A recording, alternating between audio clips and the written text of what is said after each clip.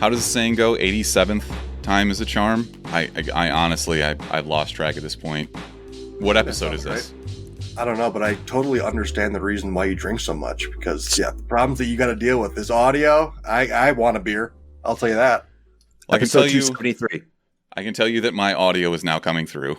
Third try, I'm an idiot and I'm sick, and I take zero responsibility. And there's nothing that you can do about that. You can ask for a refund for this podcast, but you won't get one. Sounds about right. Yeah, we have very strict terms and conditions that you guys did not actually sign for. Episode 273 of the Chumpcast. We're here. We were talking about Osmosis Jones. How do we get back into this smoothly? Well, I can't. I've never seen Osmosis Jones. What the fuck happens in that movie? Is Bill Murray's in it, right? He gets cancer or something? Jesus. No. Good Lord. Yeah, no, Bill Murray just gets a quick virus. So we're talking about how bad Smithers' immune system is. How badly, he needed to get Osmosis Jones up in there to help save his immune system, but he also needs the assistance of a pill. I feel like the stakes would have been higher, though, if he would have had, like, cancer or something, where Osmosis Jones was fighting off cancer cells. Hey, here's this thing that nobody knows how to cure. Let's send Chris Rock to get it. Well, maybe it's the ending is Osmosis Jones figures out the cure. We had a really good riff on this going. If Osmosis Jones was made today and inside me, and I went to Wisconsin because all the murderers are in Wisconsin, and I'm full of cheese, and instead of having a virus, I'm just trying to get all of this cheese out of my digestive system. He's just log jammed. It's not so funny the second time around. Yeah, damn, we had a good bit. So just imagine it being funny, and then we'll just go back to it. I'm gonna pull a Friends or Big Bang Theory. I'm gonna put in a laugh track so that everybody knows just how funny it was the first time that we talked about it. Yeah, that sums up our podcast. You just have to imagine we're funny. 99%. What sums up the podcast is me saying, "Don't worry, guys, everything is working." When in reality, nothing works. The audio can't not be working. Why wouldn't we talk for 20 minutes with the audio not working? And why would we bother checking it? And it's not like we have a bunch of viewers that will be like, hey, the audio's not working. We get our first viewer like 10 minutes later to be like, yo. I see like working. 8 people in the stream right now. I don't know what the fuck's... It doesn't matter. All right, Brick, you were telling us a story of your PC and why it no longer is a PC. Yeah, I will say that it does hurt myself, like having to re-explain it the third time that I had to rebuild my computer and then like 7 hours of just building and rebuilding the same computer. It just does burn to say that a lot more the third time. You caught me. I am this spiteful. In reality, everything could have been working fine this whole time, but I just wanted to beat you over the head with the fact that you cannot run Halo at ultra settings. Okay, yeah, actually, I'm at low settings. That's how bad it has to be. It's a low. It still looks pretty good because it's on PC. And you were streaming at low settings? God, you're the worst. I'm trying to stream with higher settings, but the computer that I built just wasn't working. The power supply is either wonky as fuck, or there's something we just didn't know why it wasn't working. So we're turning it all, and I'm gonna redo it. I don't know. It's I'm halfway through rebuilding my entire computer. But it is what it is. That's kind of concerning. Yeah. You need to RMA the power supply, and they'll send you a new one and take care of it. But wait. How can it be the power supply? You plugged in the power supply, I assume, when you switched out your build, and were things lighting up except the graphics card just wasn't registering or something like that? So part of the fans. So the upper fans were working, and some of the RGB was working, and then the fans in front were not, and then the graphics card was not. And then we had we rebuilt my original build, and then everything worked fine. It's either a faulty power supply, which sometimes you just get wonky ass stuff that just doesn't work for computers and PCs. We did hear a little bit of a crisp, a little pop. So we think that might be an indicator that it might be an issue there. No, it's supposed to do that. There's a little bit of smoking going on. Yes. There's some fucking sparks flying. The honest answer is that since everything still works with the old power supply, it's probably the power supply. Yeah. Hold on though. Isn't it all or nothing with the power supply? How could it only power up half of his Absolutely fucking not. Because parts? The output pins could be wrong, it could be the cables, it could be a million things. So you're saying power is like going through part of the power supply, like cable or some shit like that. Yes, like the mitochondria. It is the powerhouse of your computer. The power supply unit is the powerhouse of Brick's cell. Yeah. So the other option that we were thinking that it could be is that Omen has like proprietary stuff that doesn't allow you to have outside brands that are compatible components that don't work with the motherboard or the system itself. So that would be. It booted though, right? Yeah, and well, I couldn't tell because the graphics card wasn't working, so nothing came. You should have been able to get to okay, we can troubleshoot this later, but you should have been able to get to a BIOS because your BIOS runs strictly off your motherboard, not your processor. So if it had power, it should have gone to that. But anyways. Oh, okay, that's interesting. Then it probably is just the power supply. It should be, but I don't. Obviously, without having my hands on it, I can't tell. Part of what we were talking about is how you've been streaming Halo. And how people are basically bitching if they're on an Xbox Series S. They're bitching that people on PC either have, quicker hands, quicker with a keyboard and mouse, or that people are just botting and cheating. And obviously, with any PC game, you can put an aimbot on there. I watched a video of some guy just absolutely wrecking an entire team with just a shitty assault rifle because it was aimed, like he had a program that would aim it perfectly at the opponent's head. So you put like half a round in them and boom, they're dead. I never understood why that would ever be fun to do. It just doesn't seem like it, does it? No, it seems terrible. Oh, aim assist. That's a lot of fun. I got a lot of kills, guys, but I'm not actually playing the game at all. In defense of that, though, I mean, don't you do a lot of things just to piss people off? Yes. So trolls, yeah, but I don't know. I don't think it's worth risking getting banned on Halo and not being able to play at all. I completely agree, but a lot of people have like alt accounts specifically for that, and yeah, of course, Mark would. Mark. It's the equivalent. It's the equivalent of a real life sandwich puncher is somebody who would go around and play fucking Halo with an aimbot. Yeah. For those of you just through the audio medium, I was raising my hand when Smithers was talking about that just now. I never did that, but I'm thinking back to Tony Hawk. I mean, it wasn't playing against people, but I used to throw in the cheat codes to have like the slowdown manual. Yeah, like you don't even have to touch the manual or the grind, just to fuck around and get a combo. But it does get boring. And I would think the same thing with like Call of Duty. It might be fun for the first couple matches when you win them, and then you're just like, okay, this defeats the purpose. And then how do you go back and play? You're like, fuck, and then just get smoked. Yeah, I suck now. I don't have fucking auto aim, so I'm getting killed and frustrated and pissed. Right. My guess is that it's somebody who's actually still kind of good at it, and they're just like, how do I make this more interesting? But still, I don't get it. That doesn't mean that nobody else gets it. Right. There's a level of achievement that you're like used to seeing, and then all of a sudden there's no way to replicate that playing by yourself without aimbot. So, are either of you even in the market for one of the newer consoles, either a PS5 or an Xbox Series S? Absolutely not. I'm half building a new PC for no reason. I'd rather get two PCs than have a fucking Xbox. Yeah, but $500, you probably can't build another PC just for $500. They're just so much more convenient. They're just so much more convenient. It sounds super lazy, but looking at my Xbox in the corner, there's not even a TV there. I took it out because I don't play it. Just starting it up, the updates take fucking forever, they seem like. Especially if you don't have it wired in, which I don't. I'm upstairs, so I have to go through Wi-Fi because my router's downstairs. But everything just seems like it takes forever. It's lazy to say, but like even turning on your fucking TV and going to HDMI 1 or 2 or 3 or whatever. Just Mark ain't got time for that. Like I want to be on YouTube, looking at YouTube one screen and be like, oh, I'm just going to get a game of Warzone in and just fucking start it up on Steam or whatever. And you're good to go, pretty much. That's why Mark is terrible at first-person shooters, because he has the other screen, which is purely distracting, and then he's playing, but not really playing. I can just see him, like, finger hunt and pecking, like, how to be good at COD. And he's watching that video as he's trying to play COD. It's like how to mod auto shooter. That's me. So, yeah, I think that the advent of Game Pass and everything else that you can play on your PC via Xbox has basically made it moot.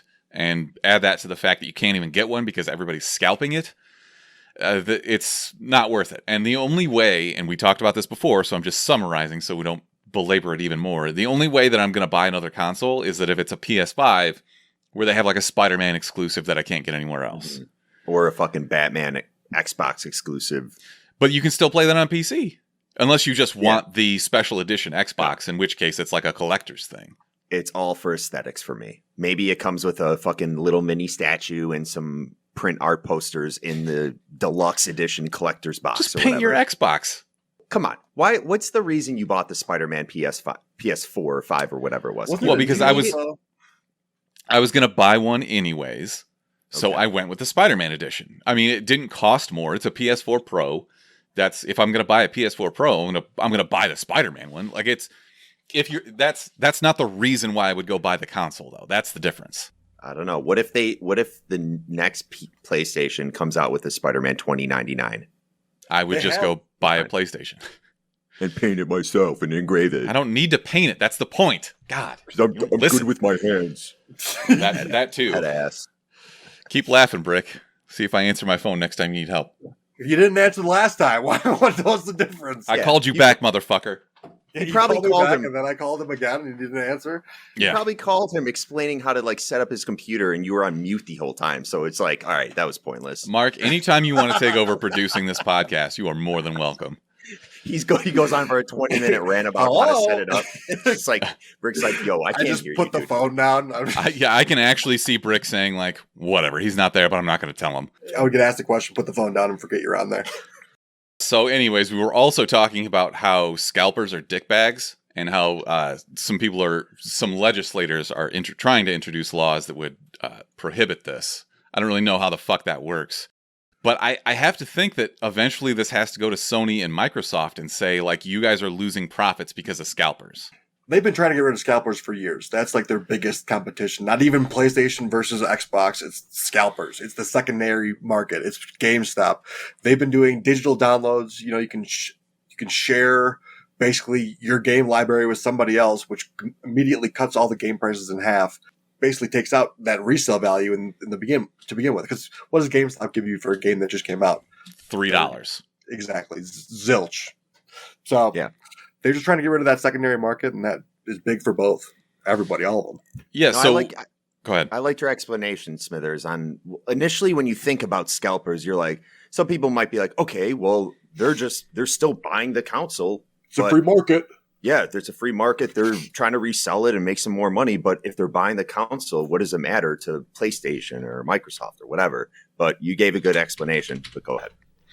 Yeah, so it's typically been basically accepted that when Sony or Microsoft or Nintendo sell a console, they're taking a small loss on it because they had years of R&D for it.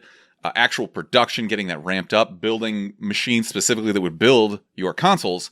So you take a small loss on that because you know you'll make it up on online services, on selling games, and other shit like that.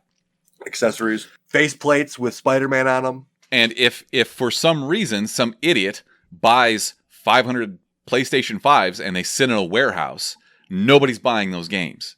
Nobody's buying those games now, and it doesn't ever make up. Because the games that are being released now are what people want to play. 6 months from now, people will be interested in something completely different. So it's affecting the sales of these games in total. So that's what I don't understand worth of games that are being dropped. I do not understand how these console manufacturers are not stepping in and limiting this somehow. How would you even detect or target all these people that are running these bots and these algorithms to buy out all these consoles before anyone else? All you do is require an email address because a bot's not going to be smart enough to be able to verify an email address. Okay. Like it's you and I were having issues with Spotify this week, and we were logging into our Spotify for podcasters. There's a contact there. They email you a code. You got to have the code to go in and buy it. All you have to do is add an extra step. Like it's basically 2-factor authentication, right? So as soon as you do that, somebody has to write a much, much more complex algorithm to even get that. And then at that point, you've probably eliminated it for most people. Okay, so email. And I assume there would be a limit to the amount of consoles. Like they would maybe track the emails to say, hey, Mark is using this email and he bought a console. He can't buy another 5. So for the short term, why does it need to be more than 1? Yeah, no, it doesn't. I'm thinking outside of the box. Like I'm thinking of like, how would people try to get around this? I mean, the old-fashioned way where you have to line up at Best Buy at 2 o'clock in the morning and buy 10 of them. That's all I can think of. I'm not a programmer, and I'm not some kind of programming savant, so I can't really speak to if there's a way around it, but it seems like that'd be pretty easy. That's like the definition of misery, having to wait outside in the blistering cold outside of a Target. That's just what people used to do. System. I remember. It was tragic. It was terrible. Stupid. I remember being at Walmart at like 11:45 p.m. waiting for Halo 3 to drop so I could grab it and take it home immediately. I wasn't going to sleep that night. All that night was gaming. I remember that too. And it was fucking glorious. Absolutely. There's glorious. no word to describe it. Yeah.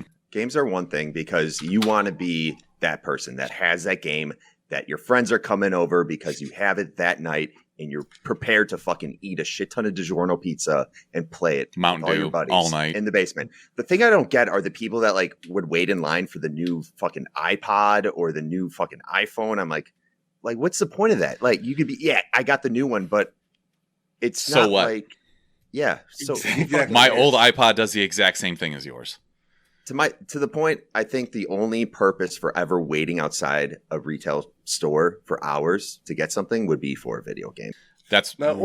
Makes way more sense. And also, if you get Halo first, you're going to be better at it than the idiots who have to wait a week.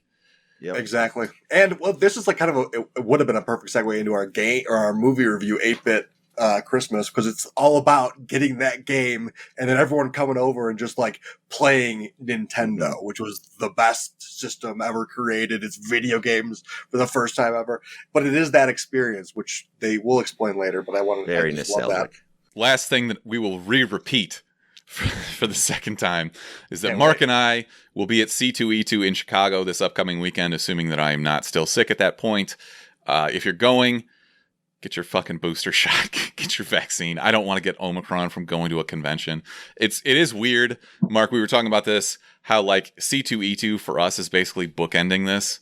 And granted, like the next C2E2 is going to be in August, so not even that long. And we will definitely still be dealing with COVID by then because time is a flat circle and we're all fucking idiots.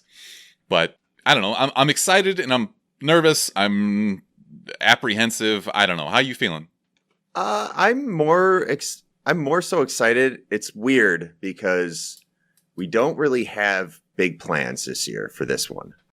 We tried doing the whole podcast booth that we've been doing for the last almost 2 years now, and it just didn't work out. And there's good reason. We won't get into it, but basically C2E2 is just going bare bones this year. They're just focusing on putting on a con.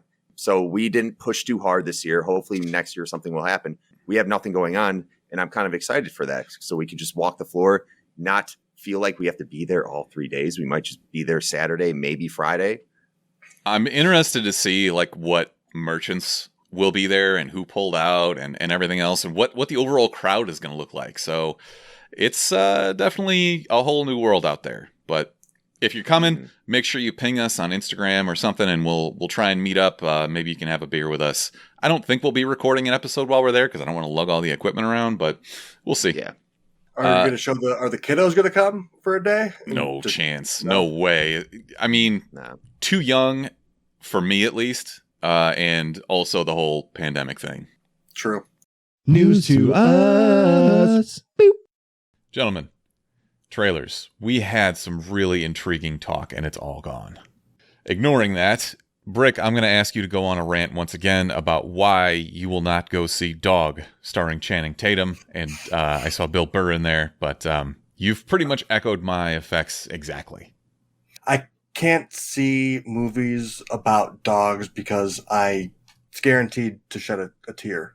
I don't even care if it's Clifford the big red dog. I will probably cry in that movie too. Doesn't matter.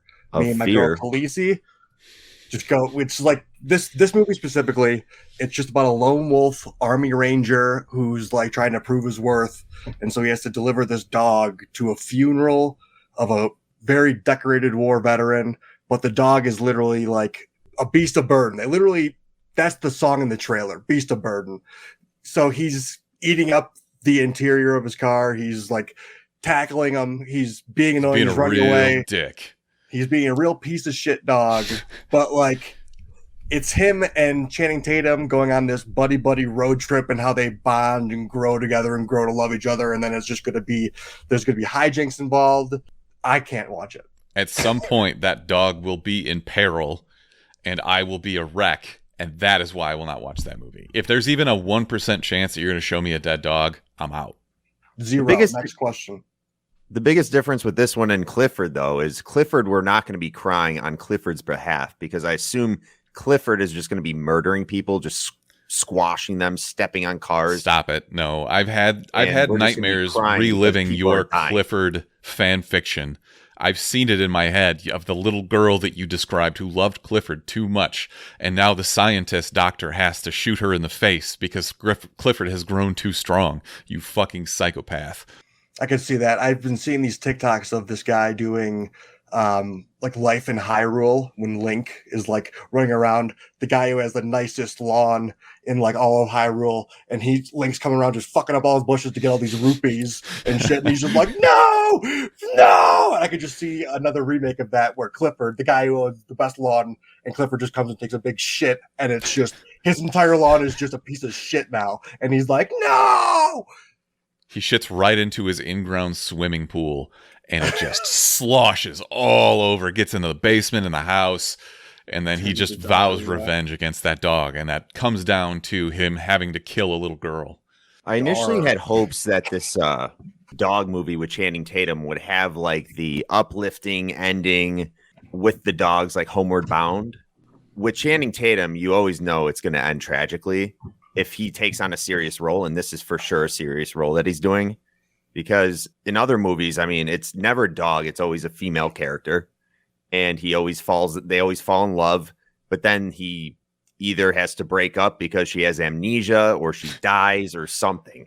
Like there's that movie with Rachel McAdams. She's in all the fucking movies with him. And you're describing 50 First Dates.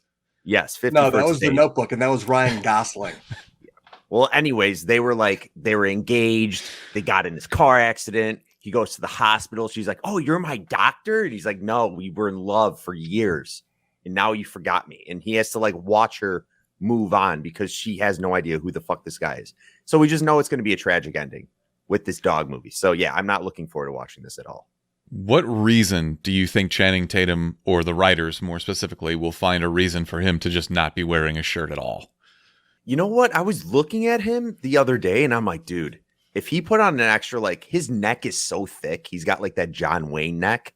If he put on an extra 60 pounds, he'd be a fucking thick bitch. He'd be fucking, he looks I'm pretty sure that's true of everybody. Hey man, if you just put on 60 pounds of muscles, you'd be yoked.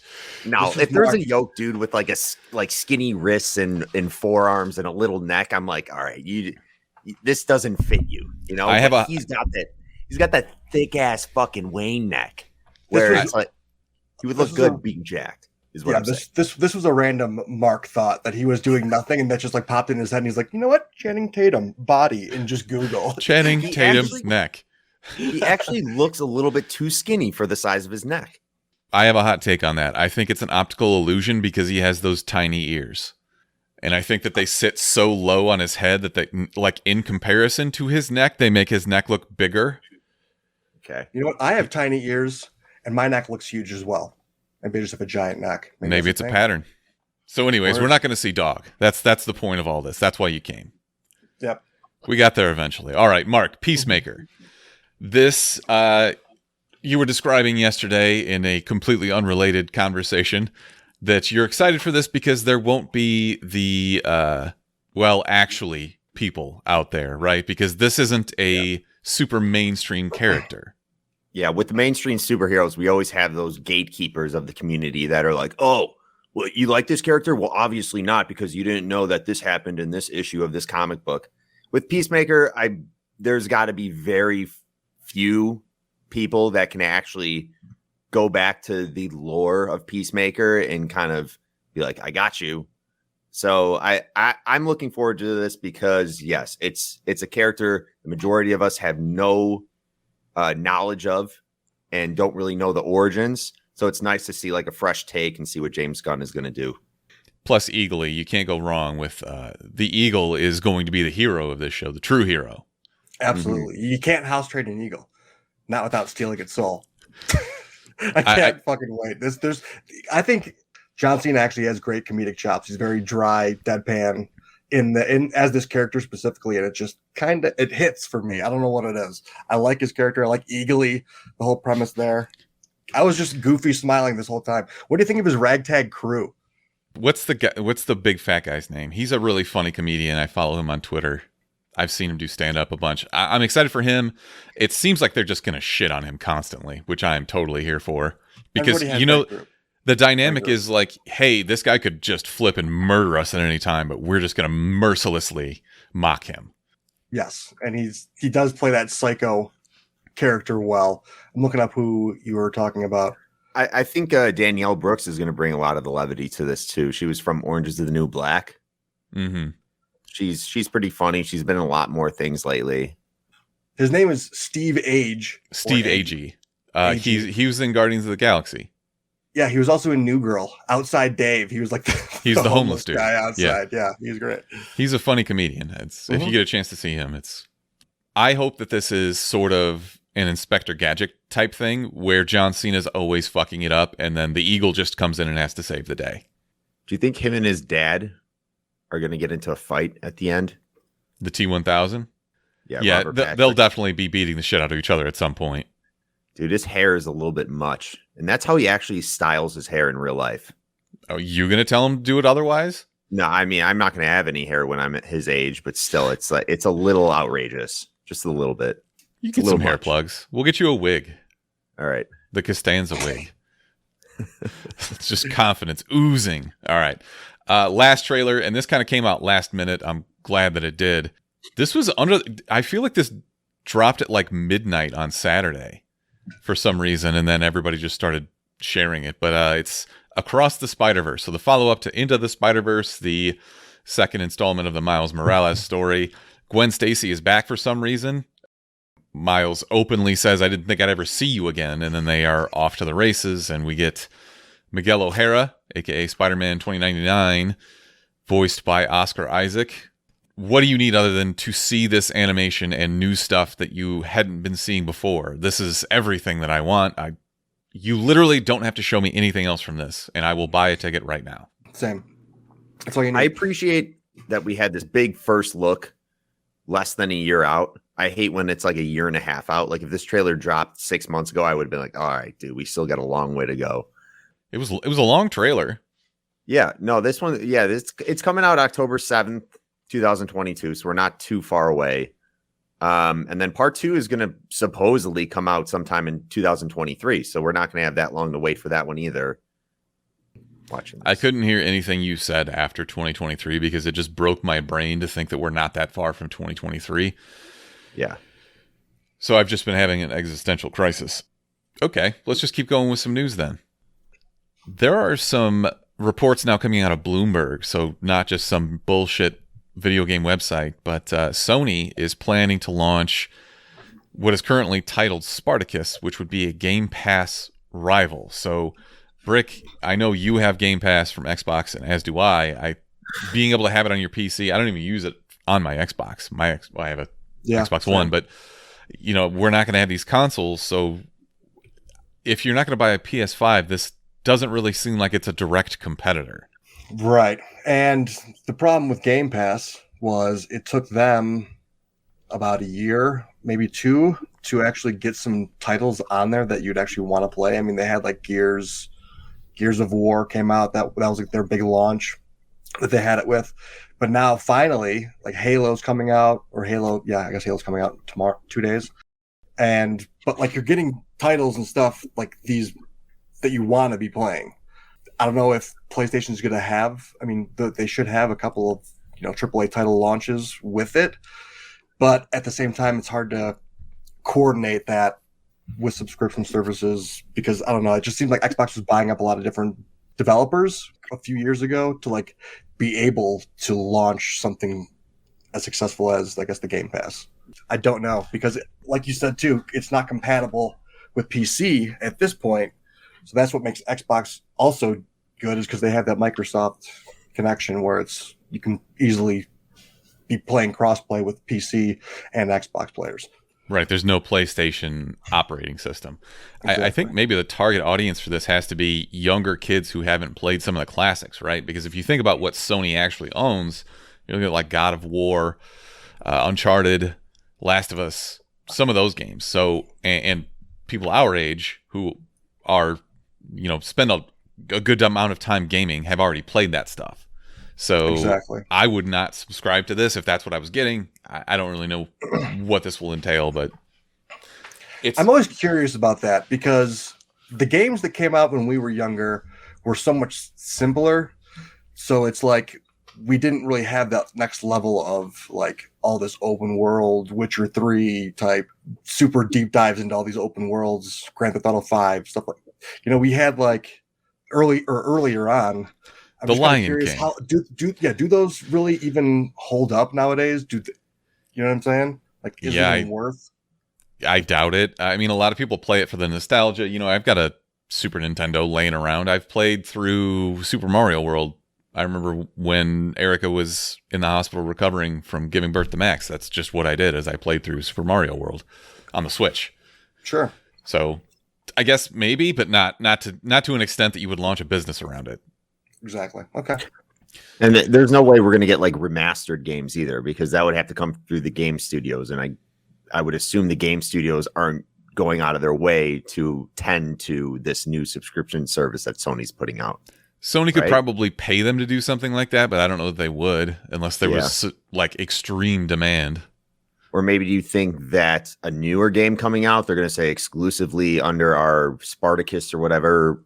Well, all you have to do is you can just say, like, if you want to drive people to your service like this, have one of your major launch titles be available there, and then also sell it for $60, because people will always just go to the free service, and then they will forget to cancel it and get billed for more than the $60. Yeah. Gentlemen, if I told you that Nicolas Cage was going to play Dracula. Perfect casting. He could definitely give some good expressive facial acting for Dracula, like opening. I don't know. I just see like crazy Nic Cage opening like Dracula's coffin and just be giving him those crazy Nic Cage eyes. I like it. Not just that, but classical Dracula was just like this bloviating dipshit who just was so over the top.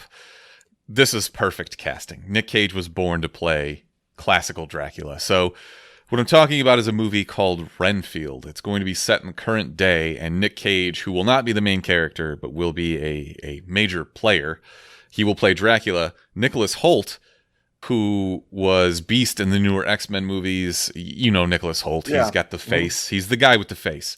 He's going to be the main character. Mad Max dude. The main Mad Max from Mad Max, the new one. He was like the really crazy one that was always like after them. Also, Awkwafina will be in there for some reason. Yet to be seen whether it'll be a character that we can stomach or that we hate immediately, because there is no in-between. All right, so here's the premise. Renfield is Nicholas Hoult, and he's been under the wing of Dracula for some time. And in the original story of Renfield, he was like this dying man who was seeking asylum from Dracula. Like, make me immortal so I can, keep living. I don't want to die yet. So turn him into a vampire. Well, at this point, this is current day, and he's re-examining Dracula, basically treating him like a piece of shit. So it's kind of goes hand in hand with like this great resignation thing that's going on, where everybody's telling their boss to fuck off. I'm very interested to see what the tone of this will be. Is this a comedy? Is it serious? Is it a mix? I'm very in on this.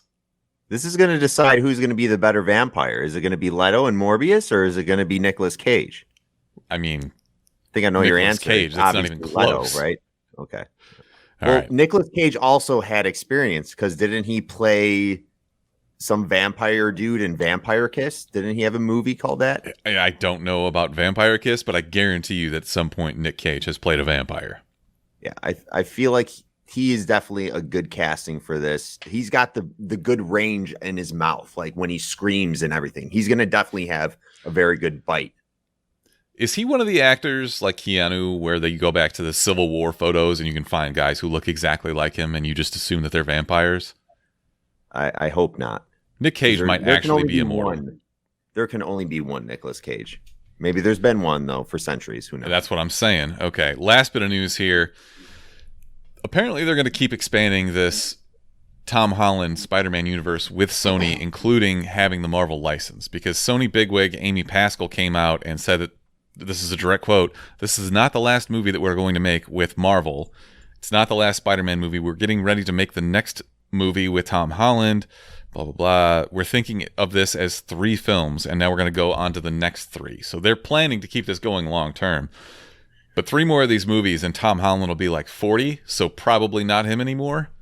Dude, we need Garfield to come back for one more. If they're going to do another 3, you cannot have a Spider-Man franchise not be more or less than 3 movies. I don't understand your love of Andrew Garfield. It doesn't make sense to me. He's a skater doofus. That's in the Spider-Man. That's why. They're going to do 3 Spider-Verses. It's going to be part 3, and then they're going to end it because it's Spider-Man related. I don't know what to say to that. I don't know what your logic is there, but sure. No, they're going to find always 3s with Spider-Man. Okay. So we need except for when it was Andrew Garfield. Okay, so you're saying that this would complete the trilogy. Yes. The prophecy would be fulfilled. Trilogy of trilogies. Got it. Okay, right. So then there should be a new trilogy with Tom Holland within the Sony universe with Venom and Morbius and all that, is what they're saying, right? I guess. Why the hell would they, if Sony's saying that, why the hell would they not connect those franchises? Well, you got to just think of it from the multiverse perspective. I mean, the sky is the limit. They can bring in whatever they want, I guess. I'm just saying, if they're going to do this right, you got 3 Maguire movies. You got to have 3 Garfields. You're gonna have another 3 Tom Holland movies. I would rather see Garfield the cat than Andrew Garfield come back as Spider-Man. He had the best suit by far. There were only Tom one Holland of those movies, right? No, I don't like Tom Holland's suit. Whatever. This is the spider logo is too small. How many Andrew Garfield Spider-Mans are there? 2. It's literally what we were just talking about. This is what we've been talking about. Okay, so technically, if he was in this No Way Home one, that would make it the 3rd one. So it would be a double trilogy finale for you, Mark. No, because then they only get credit for a half, and then they have to do another one. Half? Yeah, each one gets half. It would actually credit. It would be a 3rd if Tobey Maguire's in there if you're going based off of Spider-Man. But then he would have 3 1/3. 3 1/3. I see. Then the whole 3rd balances off. Next. There's a solve for somewhere there, but we're not going to talk about that. Instead, we're going to get into our recommendations. Here's some money. Go see a Star War. Why isn't anyone talking about Hawkeye? I really like Hawkeye. It might be my favorite title to come out of Disney Plus so far. Did you read the comics yet? I did not read the comics, and I still like it that much. Absolutely worth it. If you like this so much, you should check that out. It's different enough that you wouldn't be worried about any spoilers or anything like that, but I think this is great. And I know that Jeremy Renner is a crazy person. I don't care. He's a really good actor, and his dynamic with Haley Steinfeld. My one complaint is that they're really, really trying super hard to make her this tomboy. It just doesn't need to be that way. I don't know. It just feels forced. Just let her be normal. Let her be herself, and I feel like it would be better, but it's nitpicking at that point. Yeah, I think they're having a lot of fun with it. I like the arrows, the different arrows that they like kind of play with in terms of his like abilities, more or less. How he has the different. Then there's just like there's good dynamic that they have. They have good chemistry together, and I like seeing Hawkeye's perspective in the public eye. He's this underrated, I don't know if it's underappreciated, but it's like he likes to stay under the radar, and him in the public eye.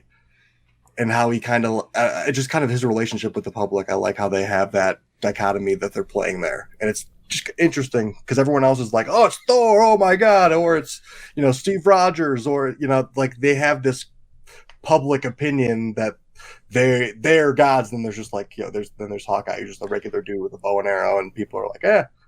Which in fairness is how everybody would feel in real life. But also I think that they're setting it up to make it a reveal that he's actually sad that nobody notices him, and then Haley Steinfeld's going to be like the one who coaches him, because they already alluded to it a little bit in the 2nd episode. And anyways, I really like this show. I think it's really well done.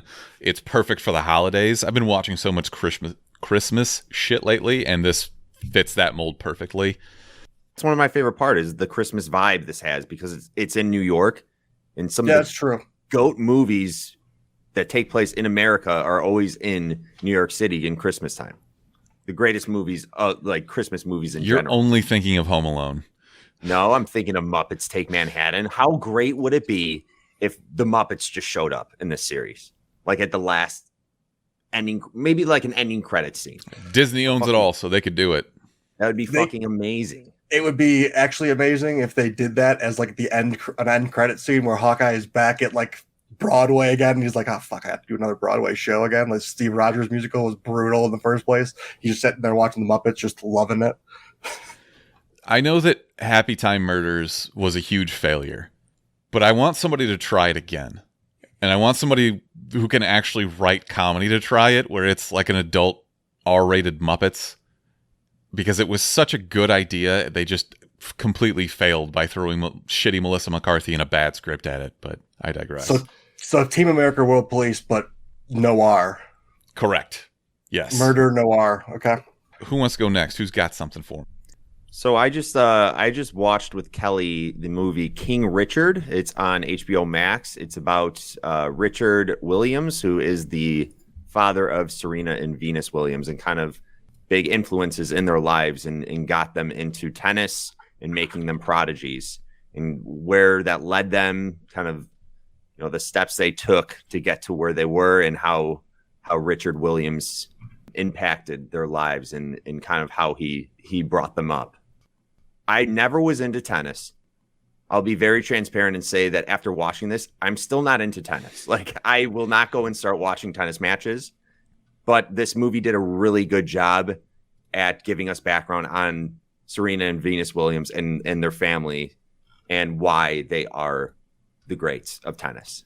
I get it, and I respect your opinion, but you just said tennis a lot, and it almost put me to sleep. So I think I might be out on this.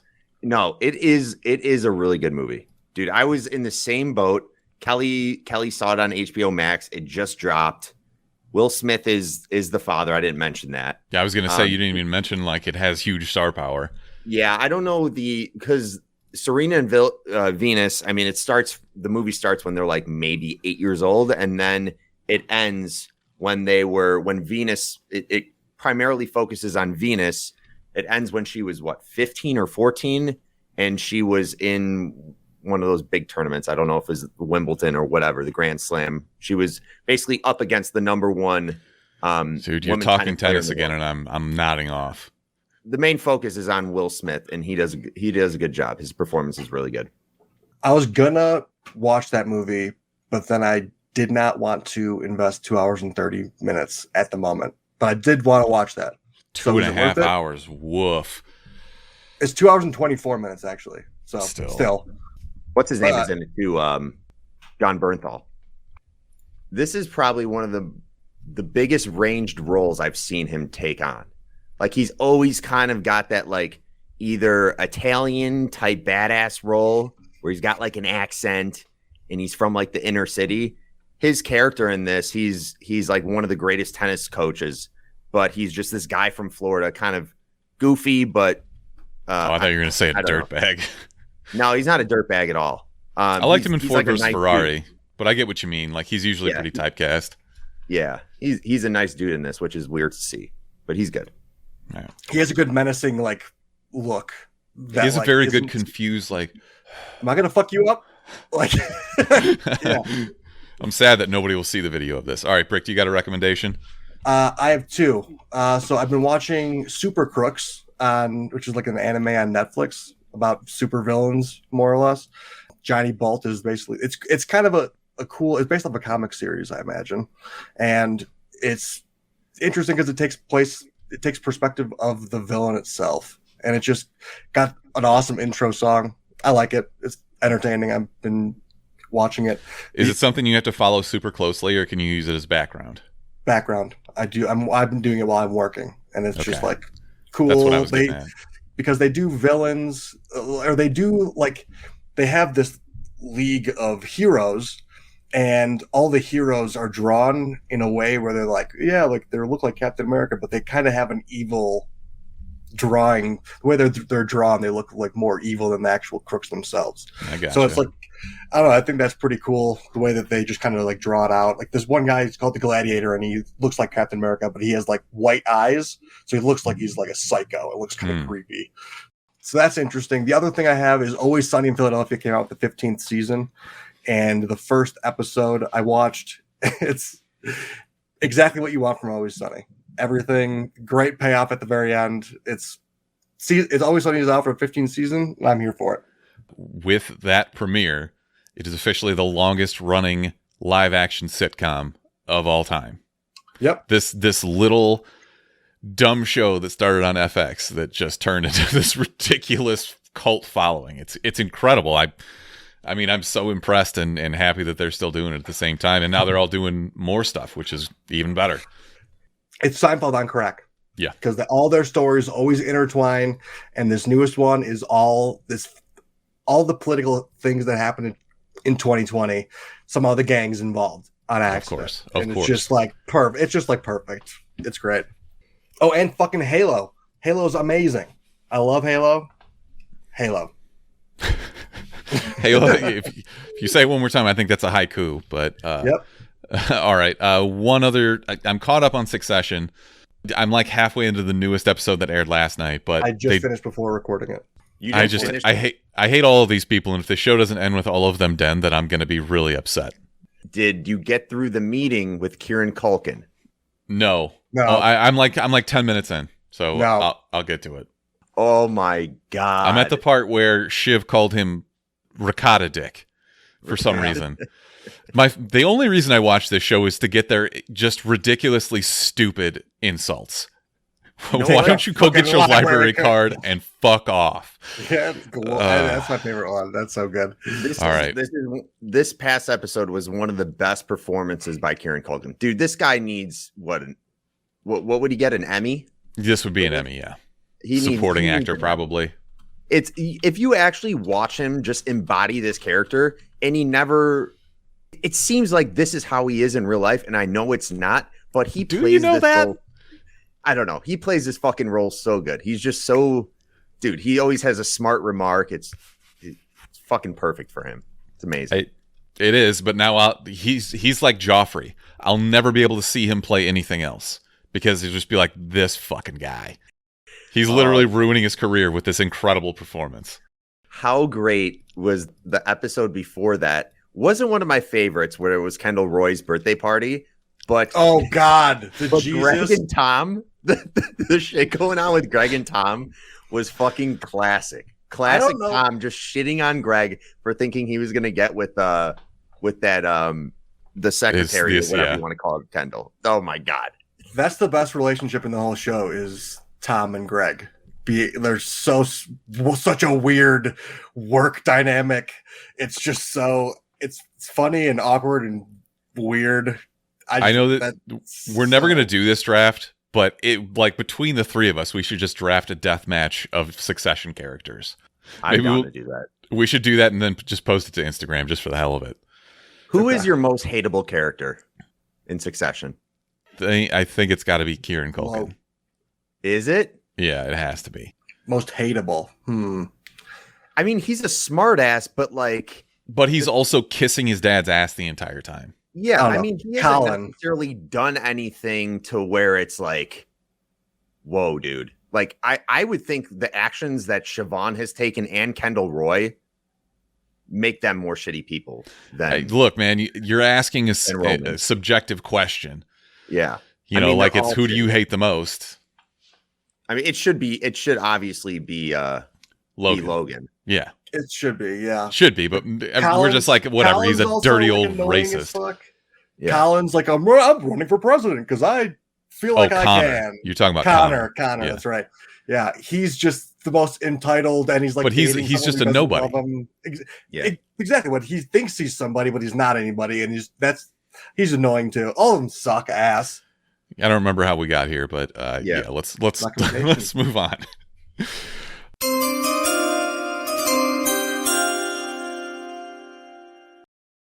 Gentlemen, we got a draft to do here, and this is really, really important work. we are deciding some life and death shit here because we're talking about our Disney princesses and who unofficial Disney princesses. What? Okay, I have one request, and I won't keep bringing it up the entire draft. Just I don't care what the rules are in terms of who you pull in here. Just no Princess Leia.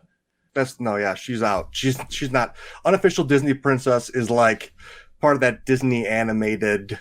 I know. I think that. Like okay, Jane from Tarzan is available. She might not be a princess, but she's part of the Disney animated like Tarzan. Like she can hold a gun maybe, and she can maybe. Thank you for using that as a suggestion because no one would ever pick her because it's a horrible character. It is, and she's always getting captured. But exactly, but it would be an option. She's not a princess per se, but she's in like that realm of. Yes, Disney. I'm with you. Okay, so we're doing a loose definition of Disney princesses, and they're just all fighting to the death. But is it like Hunger Games style? If you draft Jasmine, do you get Raja? No. Like no.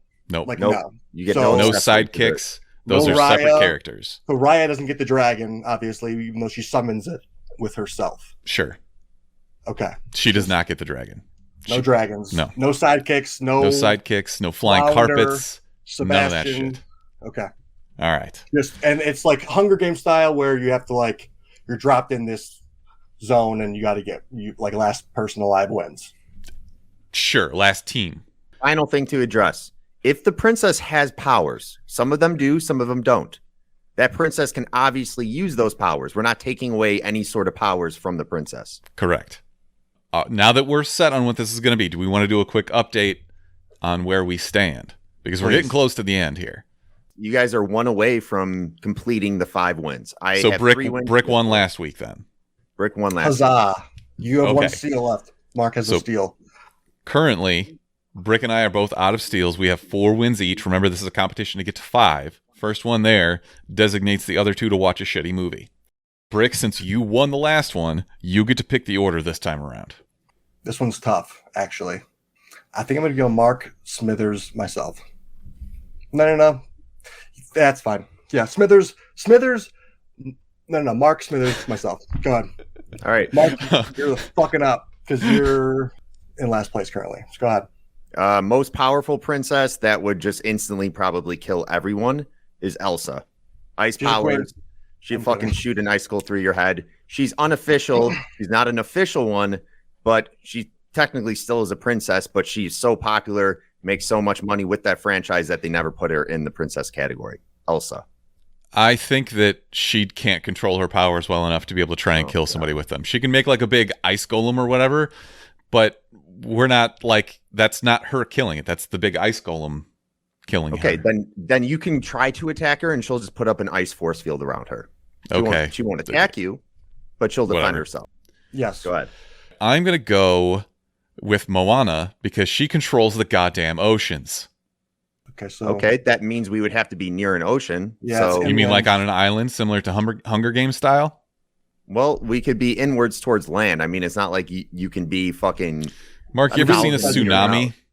All right, whatever. You're an idiot. You know what melts ice? Salt water. Yeah, very slowly. Yeah, you know what's safe from hurricanes? Oklahoma, just being inland. So I got 2.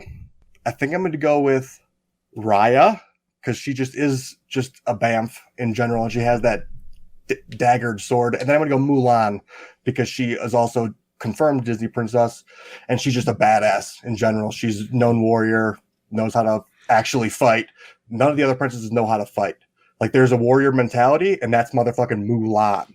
Raya. I would say there's a couple other Disney princesses that probably know how to fight. She's probably the most adept fighter, but also she's from the age of Attila the Hun, and she would be scared immediately by something that, it doesn't matter.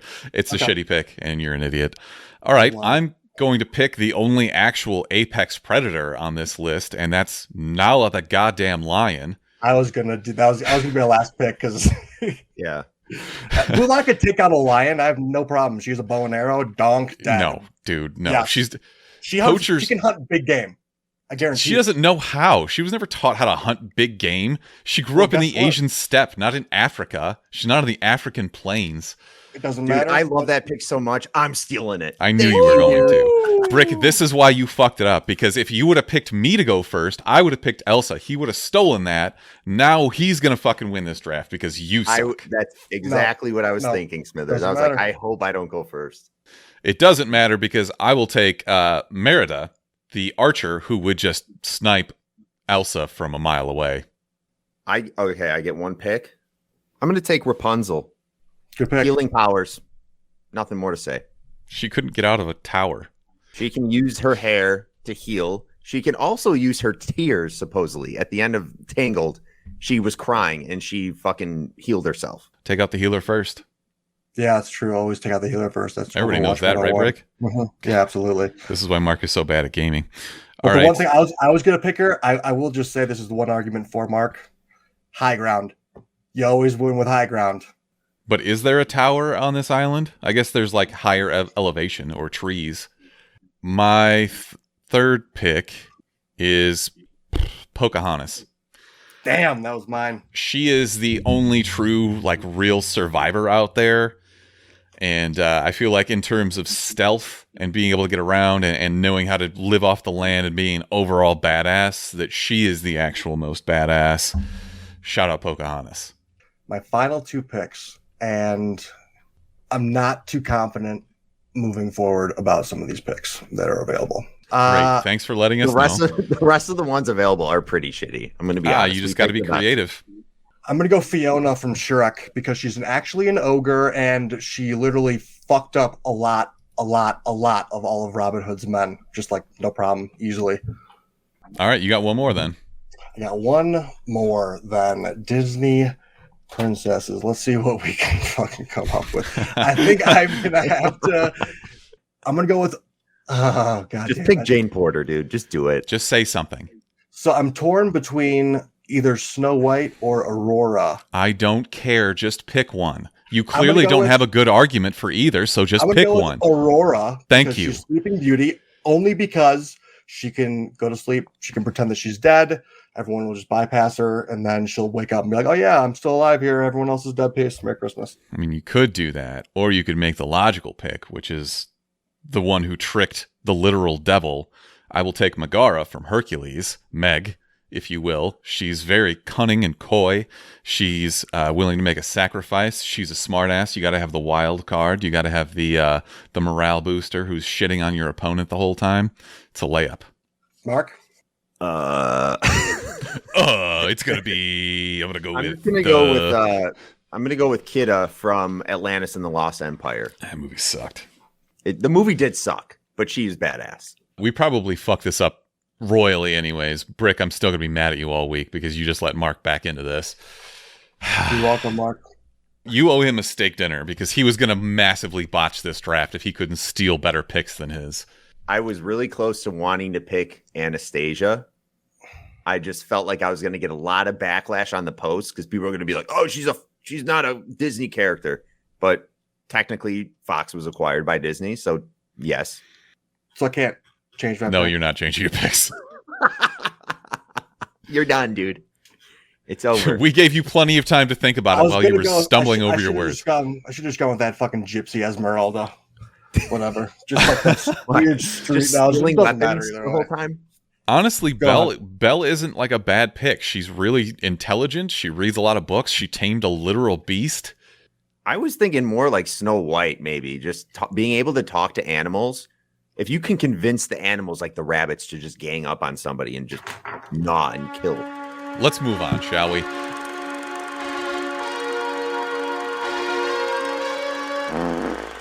All right, boys. It's been a slow few weeks. But we did have a movie to see, and as I mentioned earlier, we, in this household at least, are buried in Christmas lore, whether it be old sitcom reruns, Christmas movies, or rewatching The Grinch for the billionth time. But Brick, this week, we had something that I think was right up our alley in 8-Bit Christmas. Absolutely. Literally, so this is directed by a guy named Michael Dowse. This stars Neil Patrick Harris, who is regaling us of his childhood winter break in the 80s when he tried to obtain a Nintendo Entertainment System. We have Winslow Fegley, June Diane Raphael, David Cross is in there for a little bit. Steve Zahn, who I miss dearly. I wish he would do more comedy acting work like this. Where has he been? No idea. Good question. Yeah, I do love Steve Zahn. He's always great. Saving Silverman, classic. Saving Silverman, Strange Wilderness. He's in a ton of funny shit. So if you haven't seen that, check it out. Oh well, he was in White Lotus, that HBO series, like this year. Yeah, I haven't watched that yet. I need to get to it, but I did. It was good. So Winslow plays the young Neil Patrick Harris. We've got a June Diane Raphael, who I only recognize from Grace and Frankie on Netflix. My wife watches that, and apparently this woman is getting more acting work now. She was okay. She's the mom. This is really about the cast of kids. And I feel as though Winslow, the main character, got a lot of focus. So you didn't really get as much of the side characters here. But overall, I think they told a really fun, dumb story. I agree. It felt like it captured that era, early, I guess it's technically the late 80s, but like just on that cusp of us in that childhood. And it just felt like it was a really good overall like Christmas story. And it just kind of was a little bit of an homage to like your grandparents too. Like I thought it was nice that like you can step away from your phone and like really appreciate things for what they are, your grandparents and your parents. I just got that at the very end. Don't get all messagey on me here. Sorry, I just really liked it. So if you haven't guessed yet, this is obviously going to be a shorter review. This isn't like some deep, in-depth movie. Generally, when we do a comedy or something like this, there isn't much to talk about other than like, hey, you remember that part when? And that's just not really good conversation. But to build on what Brick was saying there, I think that it's set in Chicago is also kind of... I felt like this movie was targeted directly at us. Like growing up around here, you go to Chicago for like the big shopping trip. It's, you know, you want the Nintendo gaming system. You've got the bratty sister. It's pretty much perfect. I'm like 95% sure the mall that they were in was Woodfield, though. And Woodfield is not in Chicago by any means, but they make it look like they're just coming out of like what would that be? That would be like Michigan Avenue, that Nordstrom or the Marshall Fields there and stuff. Like, yeah, they made it look like they're coming out of Water Tower Place, but no, that was definitely Woodfield they were in. Which is fine. I don't care. They don't have to be realistic. Yeah. How did you guys feel about the dickhead kid, Timmy Keene or whatever? I just looked at it and I was like, fuck, that was Mark when he was a kid. But I don't know how... You're about to defend him, aren't you? No, I don't know how I felt about like, if I was in that situation, just thinking growing up, like going over to a friend's house that had the new video game or whatever and playing, I wouldn't put like, I would leave if the kid was like, no, you're not playing, you're watching me the whole time. That's not how things went back then. It's like you were there to interchange the times you were playing. Like it was always an up next thing from my experience. But you agree, obviously they're kind of exaggerating this for a movie to tell a story, but you agree that there was always that kid who you didn't necessarily like but you liked the toys that he had. Yeah. And if you didn't know that kid, then you were that kid. Yeah, they just I don't think they needed to over exaggerate it that much. Because at a point I was like, yeah, fuck this kid. I would just leave. Look at it this way, though. There's plenty of unreasonable 10-year-olds, you know? Not only that, but imagine that you're telling your daughter a story. You're obviously going to embellish. Like, I kind of looked at it that way. Like, this is a father who's trying to tell the story of how he had to walk uphill both ways to school. You know, like, that's kind of what I took away from it, not this is what it really was. Yeah. Good point. Because of the overall narration. Yeah, that makes sense. Yeah. So how'd you guys feel about the levity in this? I thought there were some really good points. It did drag a little bit in the middle of the second act when you're just kind of like, all right, he's just going to keep failing. But I mean, you knew that was what the story was about anyway. Like, you're like, hey, there's no way he gets it this way. Oh, yeah, no way he gets it this way. That's too all you got to do is look at the clock. And you'd be like, well, this obviously isn't, exactly the climax. But yeah, they weren't really, it doesn't really matter that way. Yeah, I don't know. What was the question? I think there were just some random parts I was like, this is kind of funny. Like the summer sausage part where the kid had nothing in his house to bring to try to get into this gaming party with the shithead Timmy kid. And he's like, I just brought a summer sausage. I feel like there was a lot of Wisconsin ragging in there, which is very niche market in terms of making fun of people from Wisconsin. But that is the humor that we have over in Chicago, is making fun of those. Not just that, but like the angry dad who, like, if you lose your retainer, you might as well just not come home. All of that just was marketed directly to me. Right. Yeah. If I would have lost that goddamn retainer, oh boy. And your sister in one day. I have the older sister, so she would have lost me, but yeah. Right. This isn't 80% on Rotten Tomatoes. That seems about right, because I mean, me and Ashley both really liked it.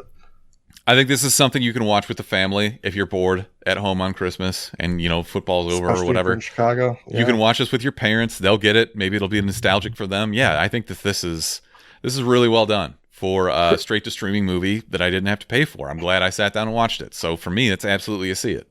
Absolutely a see it for me too. Also, Mark, you've been quiet. I'll be watching. Yeah, I'm kind of on the fence on see it or save it. I'm going to say see it because there really hasn't been anything Christmas related that's new that's come out besides like Seth Rogen's Santa Inc. show that came. I was going to sit down and watch that, and I have heard horrible things about it. Yeah, I watched the first episode of it. Ashley and I were both just like, nah, not for us. We don't want to see Christmas in that lens. We're over it. Yeah, I watched the trailer for it. I wasn't that intrigued. Yes, there hasn't really been anything Christmas related besides Hawkeye that's like, it's Christmas time. It's a good movie. Will Hawkeye be home for Christmas that he promised his children? You know what really sucks? Which was good. I mean, God. Is that in the next few weeks, in the next month, we're going to have all of these awesome movies, but they're all coming out in the same weeks. Nothing good is coming out this upcoming Friday. Next Friday, Nightmare Alley, Guillermo del Toro, Bradley Cooper, blah, blah, blah. Spider-Man No Way Home. All right, so we got to pick one of those. I already bought tickets for Spider-Man. We're doing both, obviously, because we'll do both eventually, but obviously we're going to see Spider-Man. The 24th, Christmas Eve, The Matrix and The Kingsman, and Sing 2. And what's the Leo movie that's coming out on Netflix? Oh, Don't Look Up. Yeah, when's that coming out? Maybe God, I hope December that's 24th. It's December 24th. All right. And then obviously this movie that Brick is definitely going to want to see, American Underdog, the story of Kurt Warner. Kurt Warner. Fuck yeah, I've already absolutely. I'm all in. You know that story, right? Yeah, he was bagging groceries. Yeah, fuck yeah. I'm pumped for a Kurt Warner true American Underdog. I hope they make a bunch. I hope this isn't just like a one-off. I hope they do this to a bunch of people. The Tom Brady story. He's got a hammer and he's just smashing his cell phone. Amazing. All right. I think that's probably going to wrap up episode 273. I'm sorry that it took us, 4 iterations to actually get one in the can. Now I have to actually go splice it all together and edit it. Fuck me. At least I'm still unemployed, right? Enjoy that. Yeah. While you can. I do want to plug one thing. I'm about to go on an interview in about an hour for a show with a buddy of mine, Andrew Struther. He does a show called Roll for Persuasion, where he talks to people in the, I guess, nerdy community, tabletop culture, stuff like that. I've been producing their show, Second Star to the Right, for about a year. No, it hasn't been that long. 9 months, maybe. But anyways, I'll be doing that show. If you're into tabletop RPG stuff, check out his show, Roll for Persuasion. And I guess we've been streaming more. Brick, you got anything else planned? I can, this is pretty late December, so I could probably jump on the stream a couple more times. I also do have a movie for us to review next week. Wow. Violence of Action. That sounds like a Steven Seagal movie. Jillian Jacobs is in it. Kiefer Sutherland, Chris Pine, my boy, our boy, Ben Foster's in it. I think that's okay. You had me at Ben Foster. I know I had you at Ben Foster. So that's probably the movie we should see. After being involuntary discharged from the Marines, James Harper, Chris Pine, joins a paramilitary organization in order to support his family in one way, the only way he knows. Murder. This just sounds like the setup for Peacemaker. I'm in. Why does it say it's... One website said it's dropping on March 18, 2022. The other one said it's coming out December 10th. So we should probably... Yeah, we'll figure it out. Anyways, thanks for tuning in. You can call or text us at 847-920-6107. We will be at C2E2 this upcoming weekend, December 10th, at least Saturday. I know that we will be there. Mark is maybe talking about another day, but we'll see. We'll try and keep you posted on socials at the Chumpcast. And I guess until next time. Chumps out, motherfucker. Ciao, bella, mahalo. Yes.